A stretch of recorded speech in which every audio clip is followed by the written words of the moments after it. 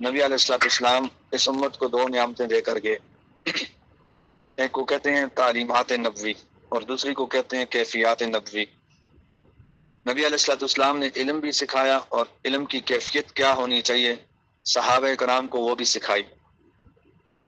صحابہ کرام نے یہ دو نعمتیں نبی علیہ الصلوۃ والسلام سے پائی، تعلیمات نبوی بھی پائی اور کیفیات نبوی بھی پائی۔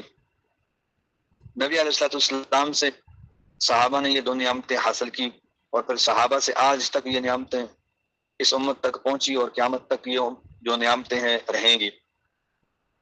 علم کی کیفیت سے تو آپ واقف ہیں،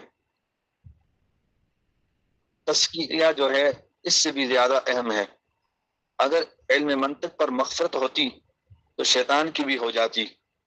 علم تو اس کے پاس بھی بہت تھا، اس کے پاس علم کی اہمیت تھی، مقدار تھی، لیکن باطنی مرض تکبر بھی ساتھ تھا جو اس کو لے ڈوبا۔ تو علم کے باوجود باطنی مرض سے اس کو برباد کر دیا۔ ثابت ہوا کہ باطنی امراض ہوں تو علم فائدہ نہیں دیتا۔ اس لیے قرآن مجید میں بنی اسرائیل کے بے عمل علماء کو اللہ رب العزت نے جو ہے ان کے بارے میں فرمایا کمثل الحمار یحمل اسفارا، یہ گدے ہیں جن کے اوپر بوجھ لادا ہوا ہے۔ پھر دوسری جگہ فرمایا افرأیت من اتخذ الہ ہواہ واضلہ اللہ علی علم، کیا دیکھا آپ نے اسے جس نے اپنی خواہشات کو اپنا معبود بنا لیا اور اللہ نے علم کے باوجود اسے گمراہ کر دیا۔ تو تزکیہ کو ہونا یہ بہت ضروری ہے، یہ انتہائی ضروری چیز ہے۔ پہلے زمانے میں مشائخ ان دونوں نعمتوں کے حامل اور کامل ہوا کرتے تھے، ان کے پاس تعلیمات نبوی بھی ہوتی تھیں اور کیفیات نبوی بھی ہوتی تھیں۔ شاگرد ان سے وہ دونوں چیزیں حاصل کرتے تھے۔ وقت کے ساتھ ساتھ وہ کمال، وہ جامعیت باقی نہ رہی، مدارس بن گئے تو پھر یہ دونوں چیزیں الگ الگ ہو گئی۔ جہاں سے لوگ تعلیمات نبوی سیکھتے اس کو مدرسہ کہا جانے لگا، اور جہاں سے کیفیات نبوی سیکھتے اس کو خانقاہ کہا جانے لگا۔ پھر بھی امت میں سینکڑوں اس سال یہ شعبے اپنا کام کرتے رہے۔